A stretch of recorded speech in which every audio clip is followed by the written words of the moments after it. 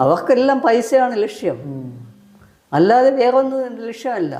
ഇപ്പം ഇതിനൊരു പ്രധാനപ്പെട്ട കാരണമായിട്ട് എനിക്ക് തോന്നുന്നു, ഇപ്പം ഈ ഡെമോക്രസി, അതായത് ജനാധിപത്യ രീതിയിലുള്ള ഇലക്ഷൻ, ഇപ്പം നമ്മുടെ ദക്ഷിണ കേരള മഹായിടവയിൽ ഞാൻ മനസ്സിലാക്കിയെടുത്തോളം ഇപ്പോൾ ഭരണപക്ഷത്താണെങ്കിലും പ്രതിപക്ഷത്താണെങ്കിലും നല്ലവരെന്ന് പറയാനായിട്ട് എൻ്റെ ഒരു അണ്ടർസ്റ്റാൻഡിങ്, ചിലപ്പോൾ എൻ്റെ അണ്ടർസ്റ്റാൻഡിങ് തെറ്റായിരിക്കാം, ഞാൻ മനസ്സിലാക്കുന്നത് എനിക്ക് കിട്ടുന്ന ഇൻഫർമേഷൻ വെച്ച് നോക്കുമ്പോൾ, ഇൻഡിപെൻഡൻ്റ് ആയിട്ട് അനലൈസ് ചെയ്ത് നോക്കുമ്പോൾ നല്ലവരാണെന്ന് പറയാൻ ഒരാളെ പോലും എനിക്ക് കാണാനായിട്ട് കഴിയുന്നില്ല.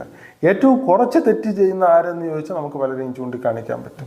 അപ്പോൾ യഥാർത്ഥമായ ആത്മീകമായിട്ടുള്ള അല്ലെങ്കിൽ വേദപുസ്തകപരമായിട്ട് സഭയെ നയിക്കാൻ ഉള്ളൊരു നേതൃത്വം നിലവിൽ ദക്ഷിണ കേരള മഹായിടവയിൽ ഉണ്ടെന്ന് ഞാൻ വിശ്വസിക്കുന്നില്ല. ഉണ്ടെന്ന് തോന്നുന്നുണ്ടോ, അതോ ഇനി വരാൻ സാധ്യത ഉണ്ടോ? എന്താണ് അങ്കിളിൻ്റെതായിട്ടുള്ള ഇൻഫർമേഷൻ എന്താണ്? ബൈബിൾ പറയുന്നത് ദുഷ്ടന്മാരുടെ ആലോചന പ്രകാരം നടക്കാൻ